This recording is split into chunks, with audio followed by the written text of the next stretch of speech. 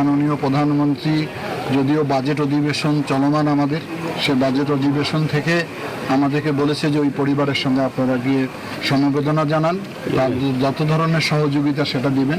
হত্যাকাণ্ডের সঙ্গে যে জড়িত তাকে পুলিশ গ্রেপ্তার করতে সক্ষম হয়েছে এবং সে যতটুকু আমি শুনেছি যে সে স্বীকারোক্তি দিয়েছে। দ্রুত সময়ের মধ্যে চার্জশিট দিয়ে এই বিচার কার্য সম্পন্ন করা হবে। এ ঘটনায় অভিযুক্তের সর্বোচ্চ শাস্তির দাবি জানায় এলাকাবাসী। গহনার লোভে এই শিশু বাচ্চাটা হত্যা করছে, যে গহনার লোভে যে হত্যা করছে তার বদলে আমরা ওর ফাঁসি চাই। বসে দেখি বস্তা ছেঁচড়ায় নিয়ে ওইখানে গেল, যাওয়ার পরে ওইখানে 5-6 কোদাল মাটি উঠাইছে। ওঠানোর পরে আমি নিষেধ করছি যে ওইখানে কি পোতাস, ছাগল পোতাই। আসামি পরে পাবলিকের বাড়িঘর সব ভাঙি দিলে। লালমনিরহাটে নিহত 7 বছরের শিশু নন্দিনীর পরিবারের সাথে প্রধানমন্ত্রীর নির্দেশে দুর্যোগ ও ত্রাণ মন্ত্রণালয়ের মন্ত্রী অধ্যক্ষ আসাদুল হাবিব দুলু ও লালমনিরহাট 1 ও 2 আসনের সংসদ সদস্য সাক্ষাৎ করেছেন। এ সময় নির্মম পাশবিক এই হত্যাকাণ্ডের দ্রুত বিচার নিশ্চিতে প্রশাসন সর্বাত্মক সহযোগিতা করবে বলে জানান তিনি। লালমনিরহাট প্রতিনিধি রবিউল হাসানের তথ্যচিত্রে ডেস্ক রিপোর্ট।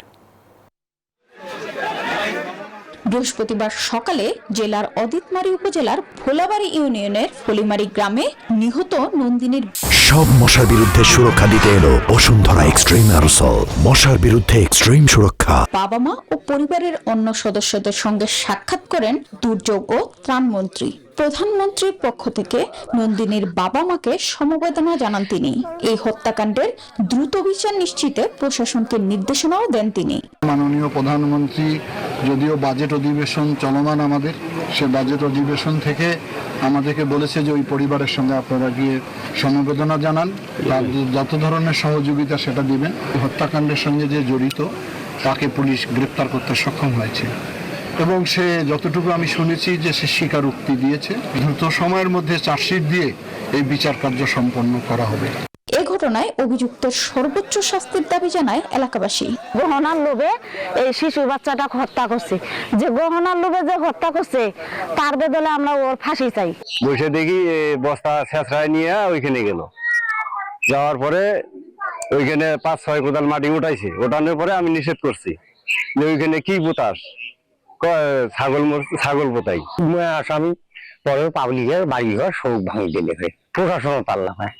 এ সময় মন্ত্রীর সঙ্গে লালমনিরহাট 1 আসনের সদস্য সংসদ ব্যারিস্টার রাজীব হাসান প্রধান, লালমনিরহাট 2 আসনের সংসদ সদস্য রুকুন উদ্দিন বাবুল সহ জেলা প্রশাসনের অন্যান্য সদস্যরা উপস্থিত ছিলেন।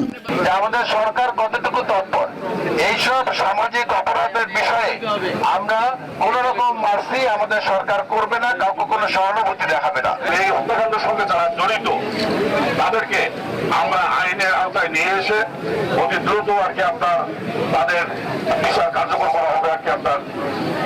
আমি আপনাদেরকে কথা দিয়ে যাচ্ছি। উল্লেখ্য, শিশু নন্দিনী রানী হত্যাকাণ্ডের সঙ্গে জড়িত থাকার সন্দেহে আটক বিধানচন্দ্র ঘটনার সঙ্গে সম্পৃক্ত থাকার দায় স্বীকার করেছেন। বুধবার আদালত বিধান ও তার বাবা রঞ্জিত কুমারকে জেল হাজতে পাঠান। এদিকে প্রশাসনের উপর হামলার অভিযোগে 1500 জনকে আসামি করে আলাদা 2টি মামলা হয়েছে। Desk report, news 24।